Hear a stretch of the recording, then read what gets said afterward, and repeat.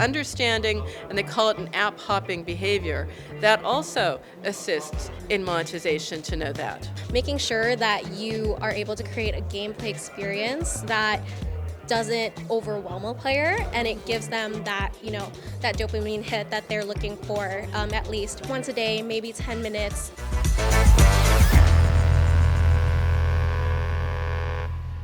It's been an amazing day, but it continues because now we're a little chill. We're meeting people, going in and about, and chatting about what they did all day long. Mari, you, as a product owner, that's interesting because this was a UA day. So what were you listening to? What were you tuning into?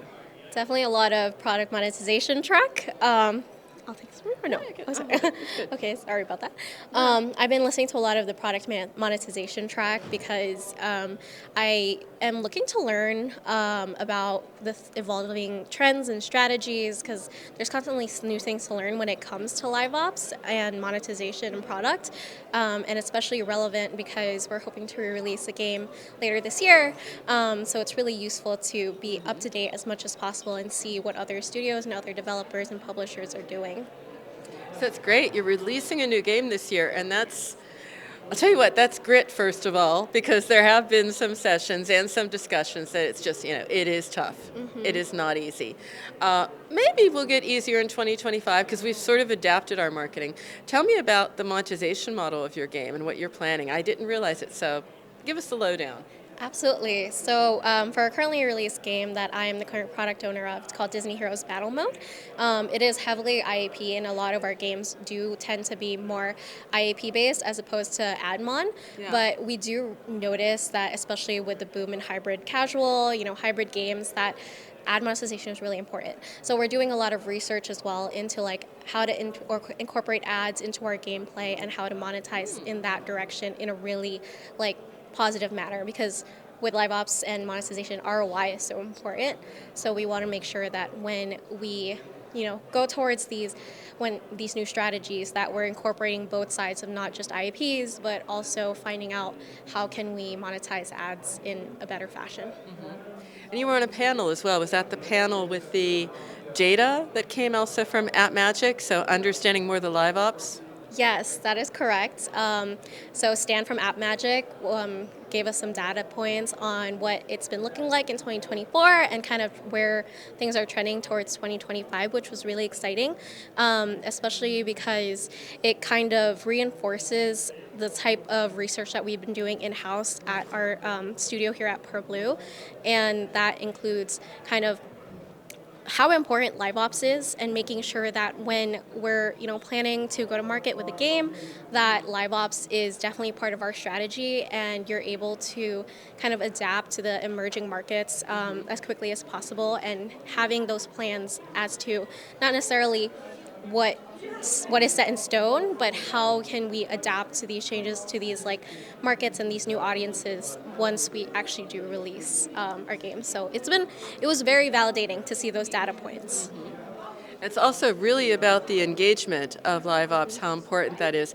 Other data I've been looking at is a new report from Archie that I found very interesting, because we think about where are our users, what other games are they in, and what can we do to target them or lure them away.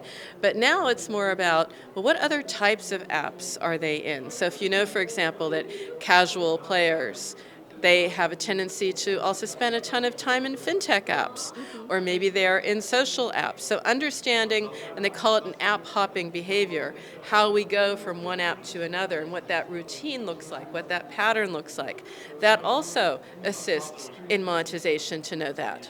Yes, absolutely. Engagement is super important when it comes to understanding your competition, because you want to be able to know what can I get players to log in every day, and how can you coexist with these competitors, because you just have to accept the fact that not only are they competitors, but you have to coexist with them, because there's no way that you're ever going to completely take away a single user's attention just for your game only. So making sure that you are able to create a gameplay experience that doesn't overwhelm a player and it gives them that that dopamine hit that they're looking for at least once a day, maybe 10 minutes, just making those habit building kind of connection with your player is really important in today's market.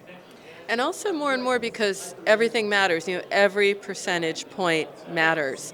And we're also looking at things like incrementality, well, do we have unduplicated reach? So it's also important to understand, where else can I be addressing my audience as they're moving from app to app? Because they are spending a ton of time in other entertainment apps. Gaming is entertainment. So entertainment apps, as I said, fintech, others. Is that a technique that you could imagine bringing in-house and thinking more about, yes, not only just targeting the users or retargeting them, once you've launched, of course, but understanding those patterns to be in front of them in more places? Yeah, absolutely. I do agree with that, and that's why we're seeing kind of new innovations and technologies of different markets of where we can access these apps. For example, Netflix is trying to create this ecosystem where it's an all-in-one spot. So kind of navigating where exactly we can find these users and where we can put our game in front of them. It's a challenge that I don't necessarily have the answer for right now, but it's definitely something that we are looking to address as we continue to look at our strategies for our go-to-market strategies. And helps to think about that in advance. And I heard the word Disney in your upcoming games. That means you also bought into strong IP, right? We are looking into IPs.